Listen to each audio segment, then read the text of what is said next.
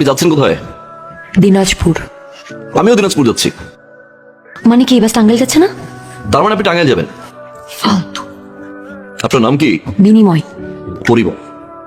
Nice name. Are you flirting with me? জীবনে প্রথম শুনলাম যে কারোর নাম জিজ্ঞাসা করে নাকি ফ্লার্ট করা হয়।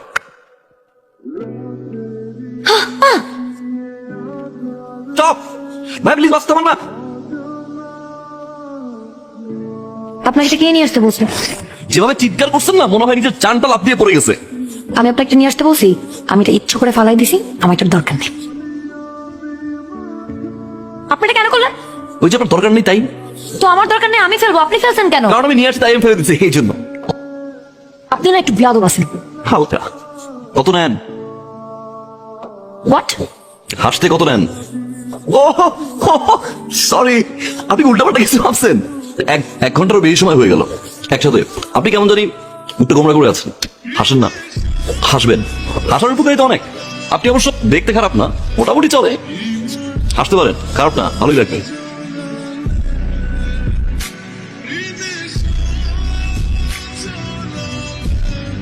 তুই ভালো করে জানিস আমার এটা পছন্দ না। আমাদের বাঙালি মেয়েদেরকে যখন বরপক্ষ দেখতে আসে না, তখন এরকম শাড়ি আর এরকম জুয়েলারি। আপনি তো ঢং কম করেন। আমি কি বিয়ে করতেছি? সর এখান থেকে যা। ভাই, আমি একটু জামাইকে দেখে আসি। হ্যাঁ, যদি ছেলে পছন্দ হয় তোর, তাহলে তো কিনে দেবে। আমার কোনো কাজ নাই না মানুষ। না না, যা যা দেখে আয়, তোর পছন্দ না তোর।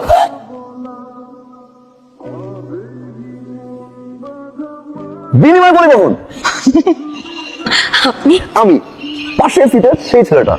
ভাই বলে আসতে পারতেন, ভাই এখন ভাই কেন? আমাকে ডাকছে, যেতে হবে।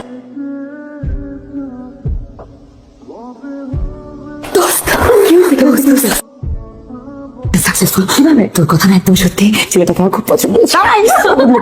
এই বিয়ে বাঁধতে না আমার 37 জন। ওকে,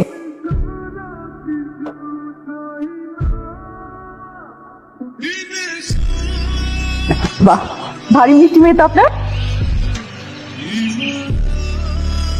মাশাআল্লাহ, মেয়ে আমাদের খুব পছন্দ হয়েছে। আলহামদুলিল্লাহ। তোমরা যদি কথা বলতে চাও কথা বলতে পারো কিন্তু। হ্যাঁ, যদি কথা বলছিস কথা বল। বাসায় গিয়ে কথা বলি মা। ঠিক আছে। কি হয়েছে? তোর ছেলে আমার খুব পছন্দ হয়েছে। তোর হোস্টেলের ছেলেটা কি হবে? তুই কি বলিস? হোস্টেলে সেই ছেলেটাই তো এটা। হ্যালো। আচ্ছা, ওই যে আপনার ঘুমটা উঠিয়ে দিচ্ছিল না, ওই মেয়েটা? ও, ওটা তো অদিতি। ও আমার ফ্রেন্ড, আমরা হোস্টেলে একসাথে থাকতাম।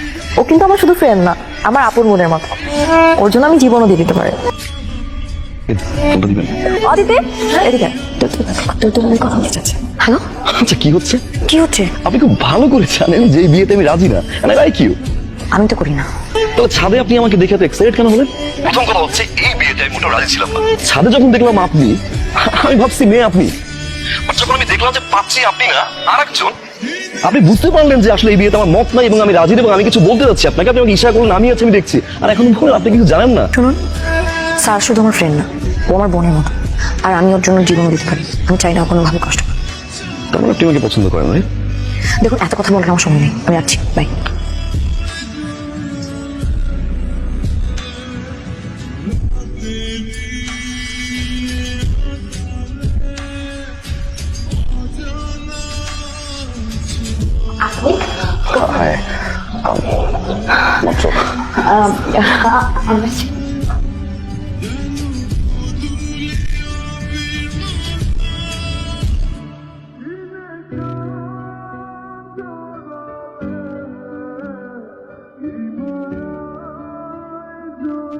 আপনি আমাকে এখানে নিয়ে আসছেন কেন?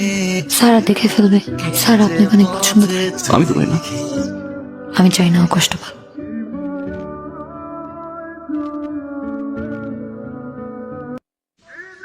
সারা, তোর কি মন খারাপ?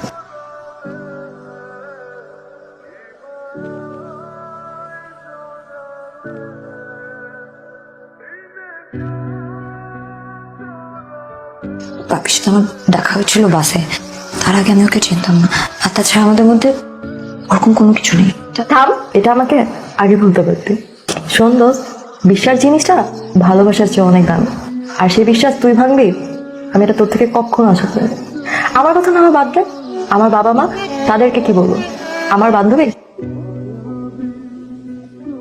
কই যাস তুই? ঢাকায়। আমাকে না বলে কেন? তুই ঘুমাচ্ছিলি জন্য তোকে ডিস্টার্ব করিনি। তুই এখানে কেন আসছিলে? তোর বিয়ে ভাঙানোর জন্য। তাহলে বিয়ে না ভাঙিয়ে কোথায় যাচ্ছিস? শোন অদিতি, তোর কি আমাকে সেলফিশ মনে হয়?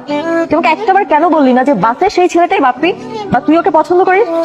সারা, তুই যেভাবে ভাবছিস জিনিসটা কিন্তু একদম এরকম না। বাপ্পির সাথে আমার বাসেই দেখা হচ্ছিল, আমাদের মধ্যে সেরকম কিছুই নেই। তাছাড়া তুই তো জানিস আমাদের তো ঠিক মতো কথাও হয়নি। হ্যাঁ শোন, আমার সাথেও ওর কখনো কথা হয় নাই, আমি জাস্ট ওকে দূর থেকে দেখেছি। চল আমার সাথে চল। কোথায় যাবো? এবং সে উঠ না।